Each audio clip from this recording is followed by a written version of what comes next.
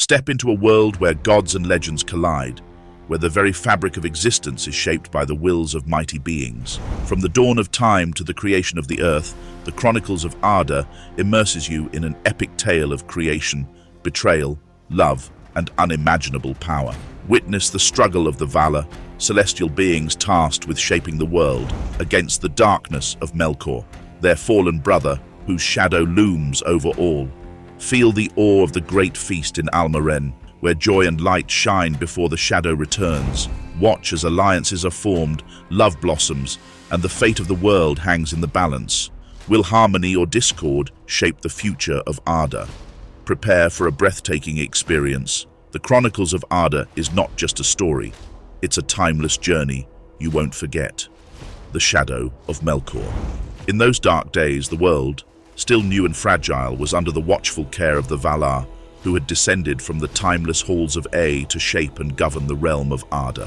Yet, amid their great works, a darkness unlike any other stirred, a force of such power and malice that it threatened to undo all that they had created. This force was none other than Melkor, the most powerful of the Ainur, who had once been a great brother among them, but had now become a living shadow. His desire for dominion over all things had twisted him, and his thirst for power had led him to rebel against the very purpose for which he had been made. Melkor's colossal form, ever-changing and ever-threatening, became a manifestation of the chaos and discord he sought to spread across Arda. He defied the will of the Valar and Iluvatar himself, seeking to reshape the world according to his own vision, one marked by darkness, destruction, and control. The land itself trembled under his presence, and his voice echoed with the dissonance of a corrupted song, warping the harmony the Valar had sought to instill. The Valar, creators and stewards of Arda, knew that they could not face this threat alone. Each of them had poured their hearts, their essences, into the work of shaping the world. Every mountain, every river, every forest was an offering of their power, their very being. And yet, despite all their efforts, Melkor's shadow remained, ever present, ever reborn. The Valar were not just rulers but artists and craftsmen, and with each act of creation they gave a part of themselves. But this was not without its cost. To create a world, to craft something so intricate and vast, demanded sacrifice. It was said that every work the Valar wrought cost them a piece of their own spirit. To weave light, to shape mountains, to calm the seas, all of it took from them, and in return, it gave them something more precious than mere power, purpose. Yet now, despite their dedication, the dark force of Melkor threatened everything. A deep despair gnawed at the hearts of the Valar. How could they defeat a force so immense, so pervasive? It was not just the time or effort that had been spent, but the very essence of their being that was at risk.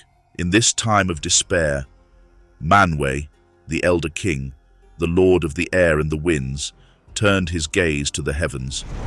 He felt the weight of the task before him. Manwë was the closest to Iluvatar's heart, the one who understood best the purpose of creation. And so, in his desperation, he cried out to Iluvatar for help. "You are the closest to Iluvatar's heart," he said, addressing his fellow Valar, his voice carrying a sense of urgency. "Make Iluvatar feel what you feel. If we do not receive aid, the creation we have labored over will remain only a vision of a world that never was." The plea echoed throughout the halls of the Valar, a cry for help that none could ignore. The fate of the world hung in the balance. The call of the Valar.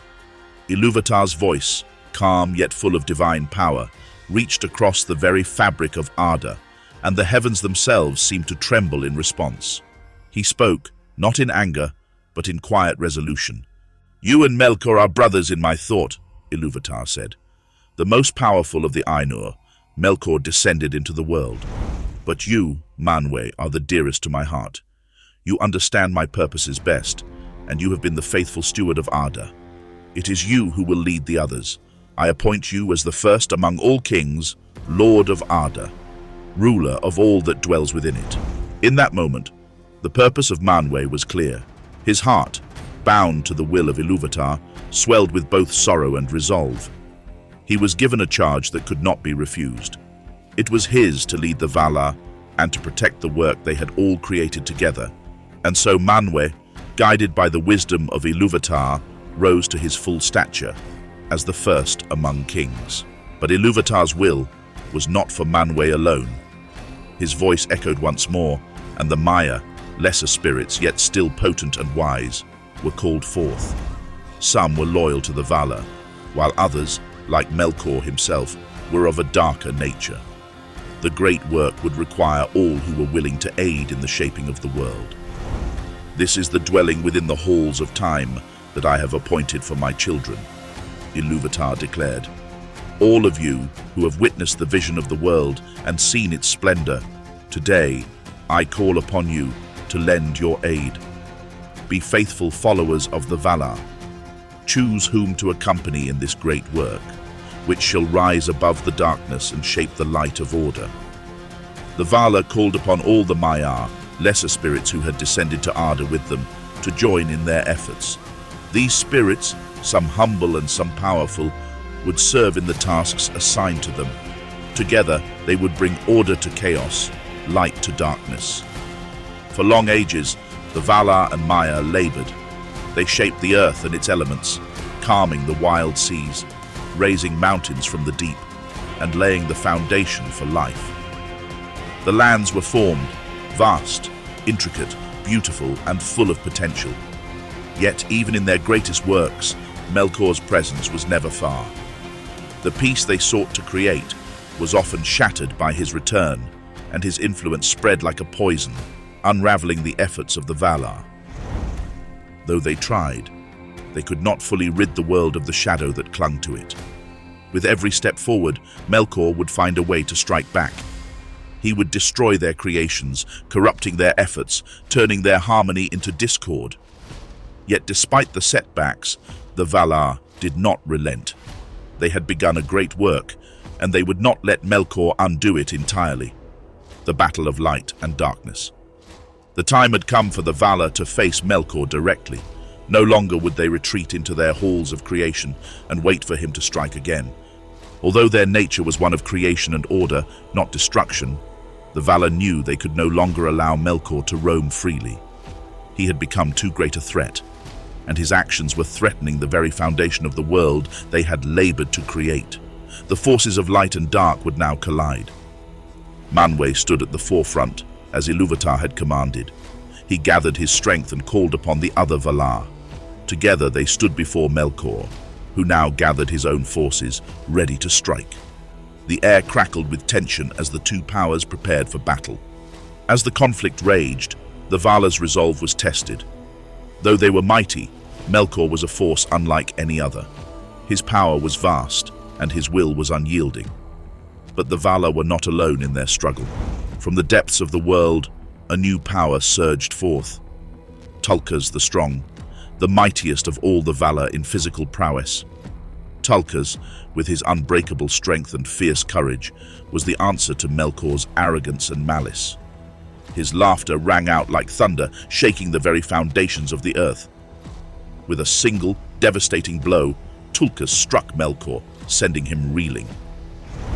Unable to withstand Tulkas's might, Melkor abandoned his physical form, fleeing into the outer darkness, beyond the reach of the Valar. From that moment on, Melkor's hatred for Tulkas was profound, for Tulkas had dealt him a blow that his pride could never forget. Tulkas remained on Arda, becoming one of the Valar who watched over the realm, his strength a symbol of the victory of light over darkness. The battle was won, but Melkor was not vanquished. Though he had fled, he was not gone. For now, peace reigned once again, and the Valar resumed their great work of shaping Arda. But they knew that their victory over Melkor was but a brief respite, and the shadow he cast would one day return. The spring of Arda. For a time, peace reigned. The Valar lived in the harmony of their accomplishments, each day filled with the joy of their creation. The land was fertile, the seas calm, and the air pure. The world was full of life, and it seemed as though nothing could ever disturb the peace they had built. The Valar marveled at the fruits of their labor. taking pleasure in the beauty of the mountains, the freshness of the rivers, and the vast green plains that stretched beneath the lamp's light. And so, in this moment of tranquility, Manwe, grateful for all that had been achieved, called for a great feast to celebrate the spring of Arda, the season of rebirth and renewal. The feast would be held on Almaren, the heart of the world, where the Valar and their Maiar could gather to celebrate the beauty of the land they had shaped and the unity they had forged. It was a time of festivity, and all who dwelled in Arda, both the Maiar and Valar, were invited to partake in the celebration. Orome, the great hunter, roamed the forests, his horn echoing as a call to courage and adventure. His keen eyes watched for any lurking shadows, but for the moment, all was peace. Mandos, the judge of the dead, sat in quiet contemplation, watching the flow of time, for he knew all that had been and all that would come. His presence was solemn, yet his wisdom was unmatched. Vaire, the weaver, worked silently at her loom, creating tapestries that told the stories of all creation, both the past and the future. Urmo, the Lord of Dreams, strolled through the gardens of Lorien, watching over the rest of the Valar and ensuring that their spirits found peace and respite. Esther, the healer, moved quietly through the halls, soothing the minds and bodies of all who sought her healing touch. Nienna, the bearer of sorrow, wept softly for the wounds of the world, teaching compassion and courage through her sorrow. Nessa, the free spirit, danced in the light of the lamps. Her steps were full of grace, her laughter ringing out like music in the air. In her joy, she seemed to embody the very essence of Arda itself, the joy of creation, of life, of beauty. And Tulkas, who loved her dearly, could not help but be drawn to her radiance. He watched her dance, his heart swelling with admiration. "Nessa," he said, his voice full of affection, "because of your dance, even the weariness in my hands fades away. If you accept my love, I promise my joy will never end." And so, a moment of light-heartedness swept through the assembly. Nessa smiled mischievously. "I will accept your love, but only on one condition," she paused, "that you wear proper attire to marry me." Her laughter filled the air, and the Valar and Maiar joined in, delighting in the playful exchange, the promise of joy. The celebration continued long into the night, the laughter and music echoing across the island of Almaren. The light of the great lamps bathed the land in a perpetual twilight, and for a moment, the world seemed at peace. The Valar, their hearts filled with joy, basked in the completion of their great work and the unity they shared with one another. In the midst of the celebration, Tulkas and Nessa's playful banter continued. The mighty warrior whose strength had once defeated Melkor in battle now found himself disarmed by Nessa's beauty and spirit. He marveled at her grace, her joy, and her youthful energy. He had seen many great battles, but nothing had ever filled him with the sense of contentment and joy as Nessa's presence did. Tulkas approached Nessa with a grin on his face, a light in his eyes. "Nessa," he said, "I have never known such happiness. In your dance, I have found a joy that even my might cannot conquer. If you accept my love, I promise that my joy will never end." Nessa paused, considering the warrior's words with a teasing smile. She was not a being who rushed into anything, least of all matters of the heart. Yet, she was moved by Tulkas's sincerity, his devotion. She answered with a laugh, a bright sound that echoed like the wind through the trees. "I will accept your love," she said, "but only on one condition, that you wear proper attire to marry me." Her words were playful, but the promise behind them was clear. The Valar, all who had gathered, laughed with delight at the exchange. Tulkas, ever the one to rise to a challenge, accepted her condition with a wide grin, and the promise of their union became the stuff of legend among the Valar. It was said that when Nessa danced, the very world seemed to spin with joy, and when Tulkas laughed, it was like the booming thunder of the earth itself. Together, they brought a lightness to Arda, a joy that radiated far beyond their moments of playful flirtation. The quiet before the storm. As the days passed and the spring of Arda bloomed with splendor, a deep stillness settled over the world. The Valar, though ever vigilant, found that their greatest challenge had yet to come. The harmony they had wrought with such labor was still in its infancy. Though Melkor had been driven from the world for the time being, the shadow he had cast had not disappeared. The Valar knew it was only a matter of time before he would return to claim dominion over Arda, and with that return, all the beauty they had created could once again be threatened. It was during this time of peace that the first of the children of Iluvatar, the elves, began to stir in the depths of the world. These beings, born of both light and shadow, were destined to awaken on the shores of the great sea. The Valar had known of them in the great music of the Ainur, for they were to be the most precious of all the creations of Iluvatar.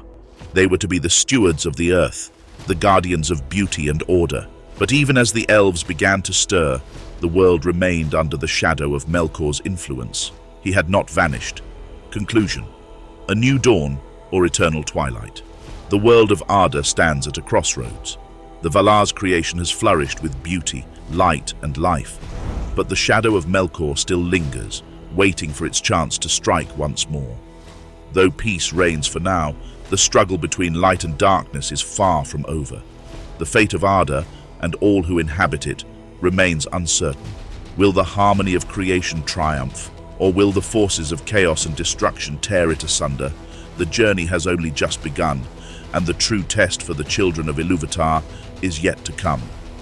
The story of Arda is a timeless tale of power, sacrifice, and destiny, one that continues to unfold. Thanks for watching.